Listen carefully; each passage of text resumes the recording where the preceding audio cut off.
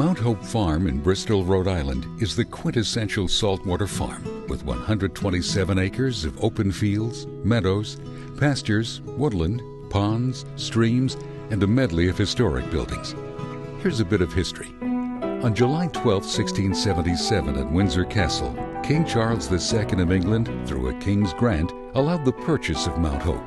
Nathaniel Byfield, along with 3 other wealthy merchants, purchased it at a cost of £1,100. In 1676, this land, which was called the Mount Hope lands, the King of England, it took 4 years for the communications to get back and forth, basically okayed the selling of this land. It was 4 merchants in Boston that purchased it and basically set out, basically it was a real estate endeavor, which is the town of Bristol today. And in the Grand Deed, they said that once 60 families established and agreed to live in town for a period of 3 years, that the town could be incorporated. And that happened within a year. So by September of 1681, Bristol becomes incorporated as a town. In its 325 years of history, Mount Hope has had a dozen owners, some descendants of previous owners.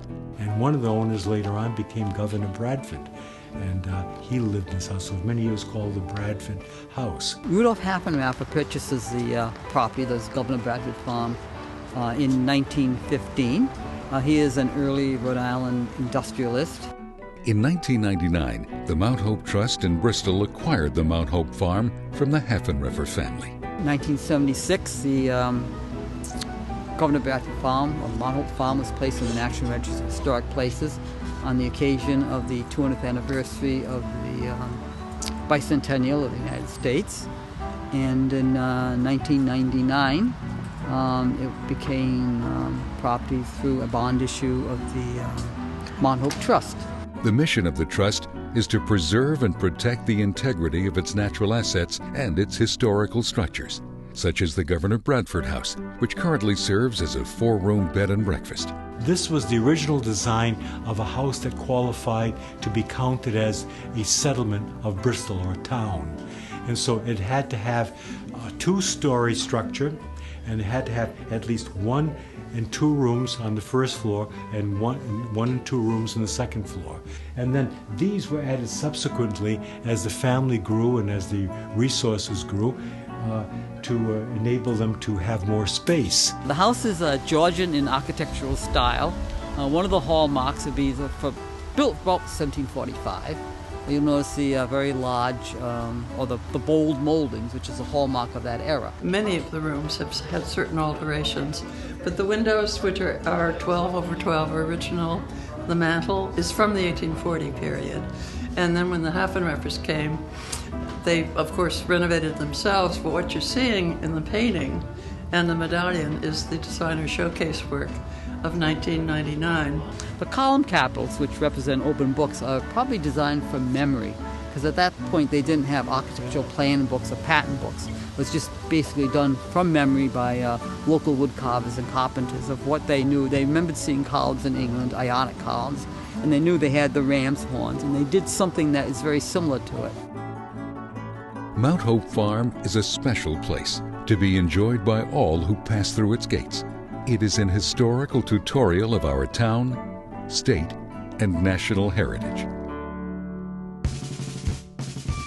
Well, the Historical Society asked us to come and sort of provide a little colonial color with the colonial, mansion house there in the back. We're camped here because the original 2nd Rhode Island Regiment camped here right after the Battle of Rhode Island. We were part of Lafayette's division, and after the campaign to take Newport from the British during 1778 failed, and they had to fight the Battle of Rhode Island as a defensive action. Eventually they got off the island, and this division was assigned to guard Bristol Ferry and Bristol Neck, Bristol and Warren, Barrington, and probably even the bridge up at Swansea. I was a scoutmaster formerly of Troop 3 in Bristol here, and I can remember the days camping up here. In fact, some of the troops that were here didn't even know where Bristol was, and never mind the farm here, but they went away with a lifetime of experience here, because they try to bring the history of what this whole farm was about, the Native Americans, in Massasoit and what took place all those years, how many acres they owned here, and what the colonists had done. And it was quite a revealing history. So we're opening Mount Hope Farm to the people of Bristol because this really belongs to the people of Bristol. And I hope that today all those who come will walk around, will go down to the Cove Cabin, which is a wonderful log cabin that has a view that no one else in Bristol has. You can look up and down the bridge, the bay, you can see the Mount Hope Bridge and the Newport Bridge from the property there, and it's unobstructed.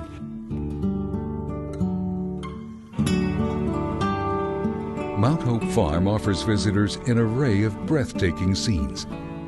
Whether you're here to enjoy the scenery, to meditate, to relax, or to experience the feeling our forefathers felt in this beautiful setting, you will find yourself wanting to come back again and again.